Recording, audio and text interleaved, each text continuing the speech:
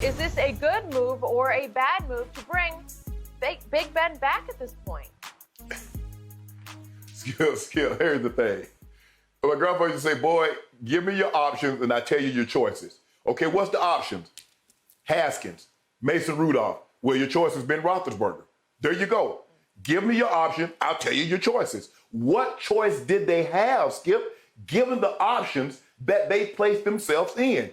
The Steelers have not done a great job preparing for the future at that position. And you would think, having had you go through what they went through with Terry Bradshaw when he retired, if I'm not mistaken, Skip, in 1984, to all the way 2 decades later getting Ben in the first round in 2004, you would have thought they would have done a better job of preparing for life after Ben Roethlisberger. Mm-hmm. But guess what? They have not. So now this is what it faces them.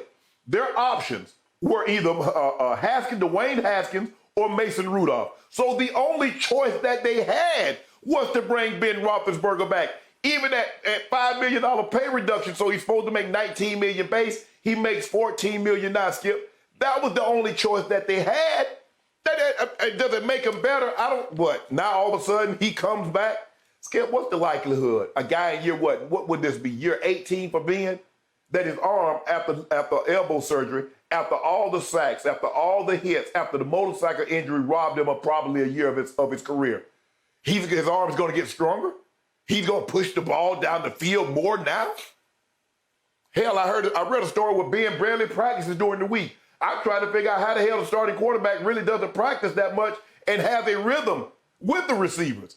No, it doesn't make them any better. Skip, they're not a very good team. The team is built. They can't run the football. So what are they going to do now all of a sudden? Are they going to trade for Derrick Henry? Are they going to trade for an elite running back? Are they going to draft Najee Harris?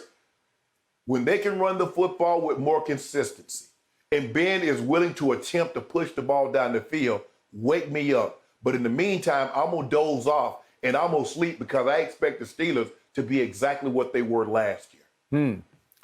Well, by the way, speaking of exactly what they were last year, you do remember that team got to 11-0, 11 wins and no losses. As you know, in this league, to get to 11-0 is not easy. Something has to be going right. And at the end of the year... Here's the thing, though, Skip. What's that?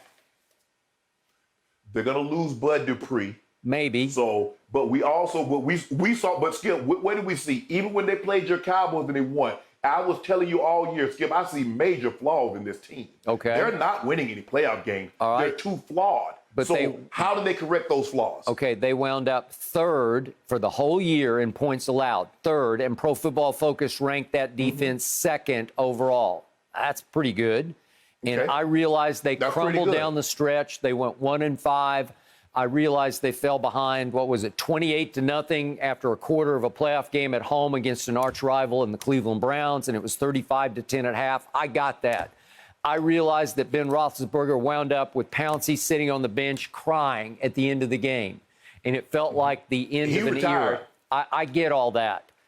But I still believe in Ben Roethlisberger. I'm still a fan of his. I'm not a fan of the Steelers in any way, shape, or form, but you remember, I love Devin Bush, too. I loved him. I thought they stole him in the first round of that draft.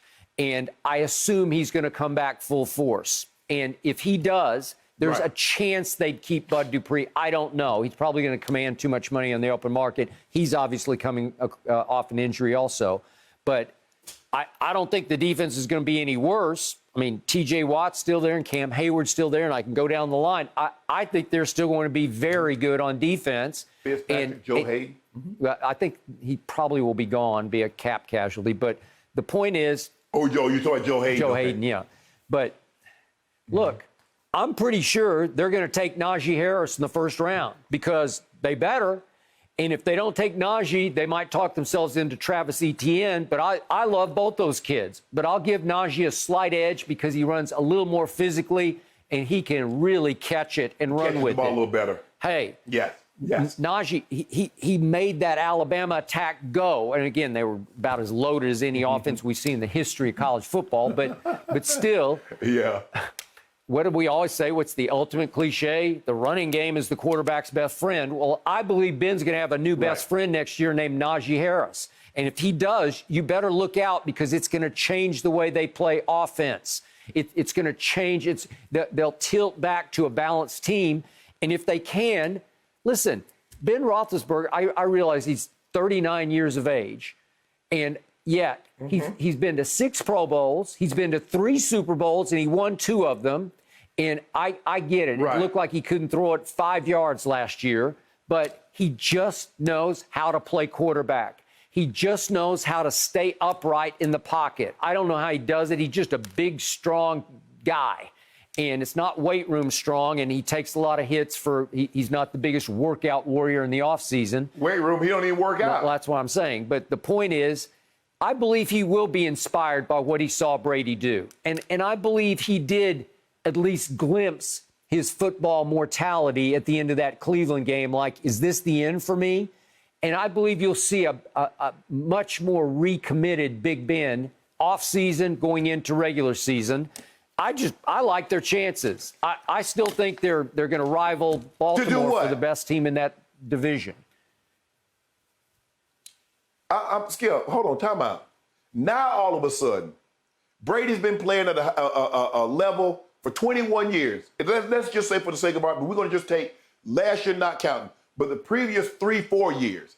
Ben wasn't inspired by that. What's Ben workout? You read the reports. Ben workout is yoga, going drinking beer, playing golf. So how does Tom Brady inspire that when you know what Tom Brady does in the offseason? So Ben goes and does an hour yoga class, drinks beer, plays golf. How does that equate to playing football at an elite level? What have you seen from Ben? Like you tell me about Aaron Rodgers. He did win that Super Bowl, but that was a decade ago. Well, Ben Roethlisberger won his Super Bowl even longer than that. And somehow you believe after the injuries, after the elbow surgery, after what you saw last year, that all of a sudden he's going to come back and be reinvigorated? That he's going to be better than what he's been? Well, what did we talk about yesterday? How many Pro Football Hall of Famers would give anything to be able to snap fingers and go back to where they were at the end of their career and keep it going the way Brady's kept it going to 43, 44, maybe 45. Well, just about all of them would, right?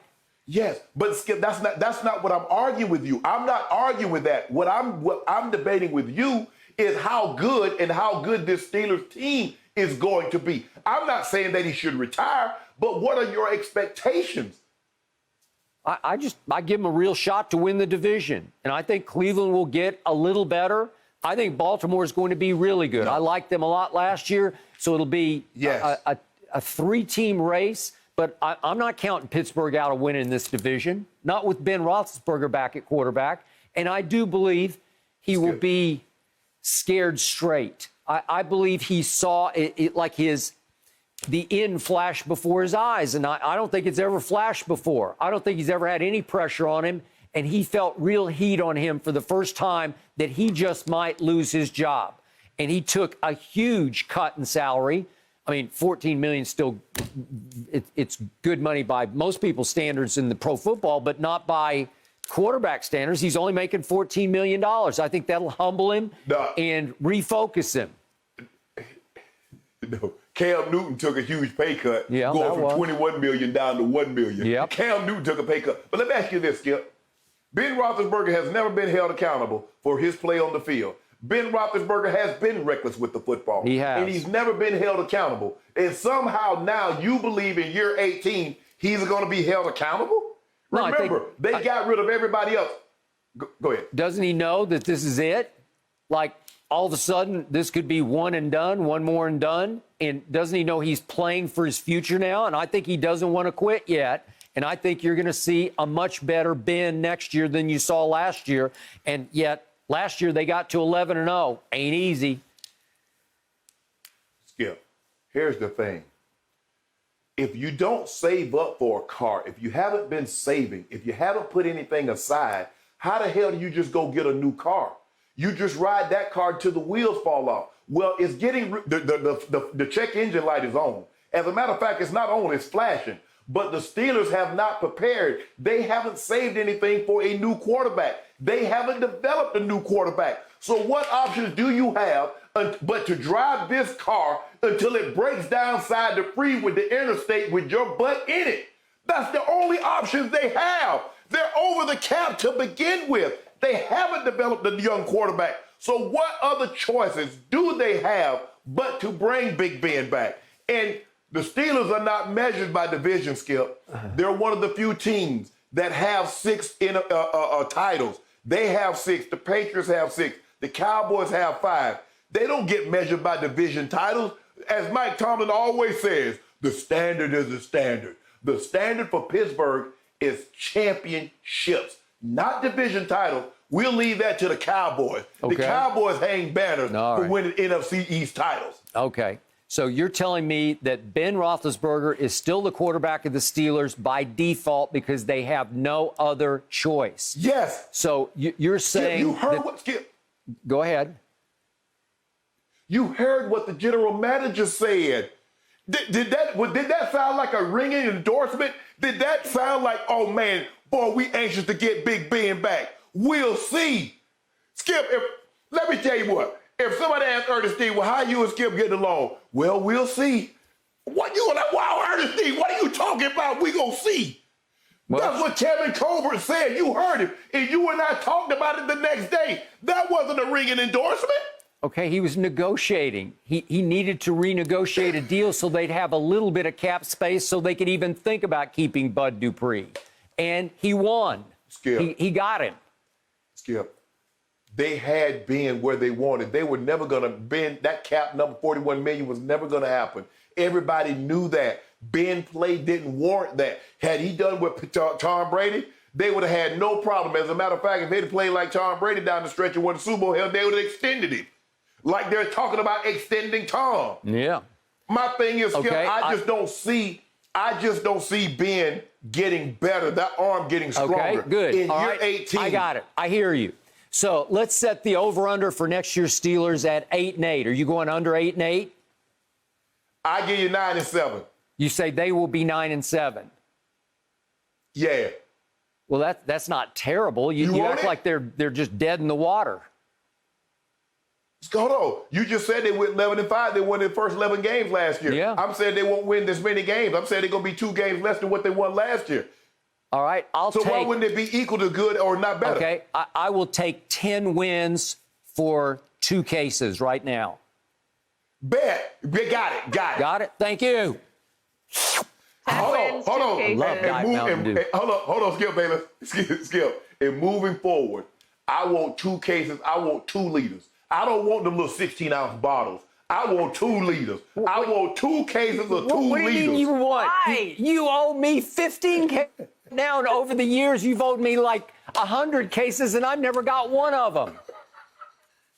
I feel like you can't I gave you 72 bottles one year. You want? Oh, yeah. I gave you 72 bottles one year. Yeah, remember but that. Fox funded that. Whoa. You have to do it again, Shannon. It's time to, just you got to. It was a negotiation between Fox and I. Okay. Very interesting. I always think of Skip saying he's going to swim in his pool of Mountain Dew. I love my Shannon, pool. you're helping him supply that right now. Mm-hmm. Thank you for watching. You can subscribe here to get the latest from the show, and be sure to check out more of the best clips from Undisputed, or go watch a few other segments from our other shows on FS1.